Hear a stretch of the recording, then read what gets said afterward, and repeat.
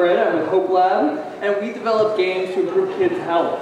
And this game is called Remission, and it's for kids with cancer to help them understand what's going on inside their bodies and get them to take their medications more regularly. We do research on this, and it's all about helping kids to feel self-efficacious, to feel like they have an ability to fight their disease, and also to get them to take their medications more regularly. So we have created a suite of mini games, some of which are available on the iPad, but I wanted to show them here on the computer because we actually have all 6 available here. And actually there's a meta game here where if you beat all 5, if you beat 5 of the levels, so if you poke out here, 5 levels in each of the 5 games, you actually unlock a larger set of games, which is the Special Ops, which is a downloadable game that you can have. So this is very much taking the casual game space and seeing how we can turn it into a cancer fighting game. So the one I'm going to show you is Nanobots Revenge. And this one, what we heard from kids with cancer is they want to fight cancer back. They want to be able to kill it in as many ways as possible and feel like they have that power. So we tried through this game to give them a lot of different options of ways to kill the cancer. So in this first one, in the beginning you only have a certain number of weapons, but over time you get more and more. And it's all about giving you the sense of why chemotherapy is on your side and why it's helpful. Okay, so on this first one, here we go. So at my job here, they're trying to build a tower to get to the red blood cells at the top and to infect it overall. And so your job is to keep these guys from burning up, from getting up to your height. So this first level is really basic. It's quite simple in terms of what you're trying to do. Get these guys. The other thing I'll say about this, our process for making these games was to find other games that were already out there and reskin them into cancer games. So we were able to take games that already had great game mechanics and turn them into cancer games, which is really, I'll just buy a couple things.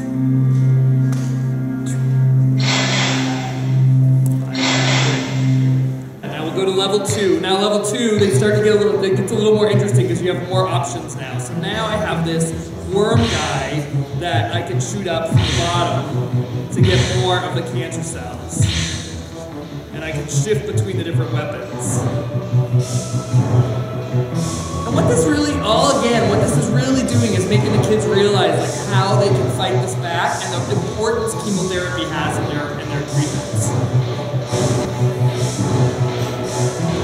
All with the goal of just not letting these guys get too high. And if I want to switch weapons in between, I can do that. But it becomes a strategy around which of the weapons make sense given how high the guys have gotten. Sorry, I'm not. Whoa, almost. And it's also around making the kids feel the sense of victory, that they can beat this thing.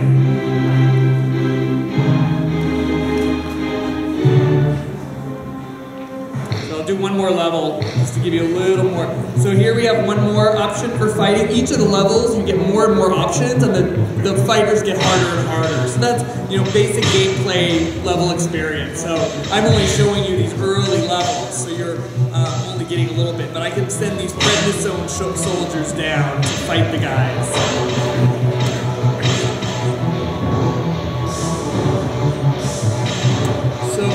I'm going to leave this one and just show you one or two of the other games just so you get a sense. Here's another one, this one is a leukemia based game. And here you're a little ninja working to fight. There's a bunch of stuff that just tells you what you're supposed to do. Okay, so my goal here is to slash and burn the guys that are coming down just to defend these cells, these things below. And then to finally kill this thing in the middle and get the bone marrow cleared. So the first levels, obviously, like all games, we try to really promote the early levels being really easy and learn you to learn the basics. As it gets harder and harder, it's going to get more and more difficult.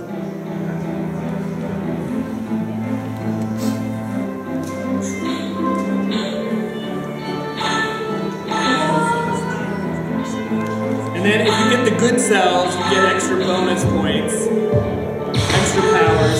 So that's what I don't want. I don't want those things to, because now if I jump over there, I'm going to fall out. Okay. So So those are two of the games. I invite you all to take a look at them. I'd be really interested in you all having a chance to look at Remission 2 as a whole and to get your feedback on the whole thing. So rather than get lights tonight, I'm happy to get comments, but I'd love to hear you all go and play this as an overall experience and get back to us on what works and what doesn't from your perspective. So I'd welcome that. Thanks, we got coming over here. Do any of the kids lose? You can lose, absolutely, but by losing, it's just that you go back to the same level and are asked to play again. It's not like you lose completely and you die. I mean, it's like, now you're just still at that same level. Yeah. Yeah. And that's intentionally designed that way. And we also intentionally design it so it's a nanobot inside of the body as opposed to the patient itself, who could be the one suffering. I love HopeLab. I think you guys are so awesome. So have you done outcomes research on this? And I also want to say thank you for your outcomes research always. Absolutely. No, appreciate it. So we, on our first game, Remission 1, which is the original, which is a first-person shooter, it was a lot more complicated. So you had to use a controller, you had to download the game, all of that stuff. We did outcomes research on that. And so we used the work from that, as well as then brain studies we did, where we actually had kids play this thing under an fMRI machine and study what lit up and what didn't. And based on that, that's where these games came out of. In terms of this, we've done some non-inferiority studies in clinics to see how this compares to the other game, and this is compared as well or better. But we haven't done the big, rigorous, this one. Are you hoping to do? You know, at this point, we wanted to get this out in the world. We have a bunch of other sort of next step agenda items, so I don't think we're going to do that kind of research right now on these. But we at least have the survey data that gave us the assurance that we were putting something out there that we felt was as good or better than our previous product. You know, there's a lot of visualization techniques for kids with cancer, adults with cancers too, and the ones that empower them to feel like they're, and I know that's some of what you're going at, but I'm not feeling it with the guys on the bottom and the blades and all that. You know, this, for me, is, you know, when I'm all done, I want to feel like I made this change. I made this change in my body from the way I was thinking, and I'm not getting that when I see this. And you're only giving us a little bit here, but I think it's an incredible, great idea, and we know how just being able to play these games helps the kids in there a lot too. Yeah, what I would encourage, I think if you play them farther along, I think as you get deeper and deeper and it gets more and more challenging, We've seen kids in these clinics just get this sense of like victory. You know, you literally see them light up, and this feeling of the power around that is really profound. And what we've also found, which is really surprising, so we thought when we created our first game, Remission, we thought we were trying to impart knowledge, that getting knowledge across through stealth education was the most important thing. But in reality, what was most important as we studied it more deeply was rebranding chemotherapy, making it feel like that was a good thing as opposed to this thing that I have to go home and do that's just awful. So that's what we hope the games help to do. Is there a tablet version? So right now there's we use Rover, which is a Flash-based, cloud-based, and plays these 3 of the games on a tablet version. But we're going to create one of the games, the one I showed first, as a native app. So that'll be coming out in the next few months. It seems like the platform,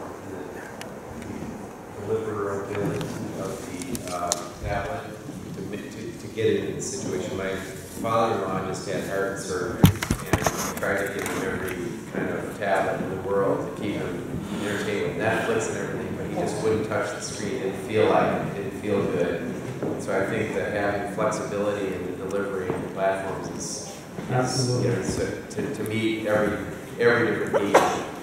I do really like the idea of distraction. Yeah. So that there's something to do, something to think about. It's related to building, and you've got something to work for. Thank you, HopeLab. Keep up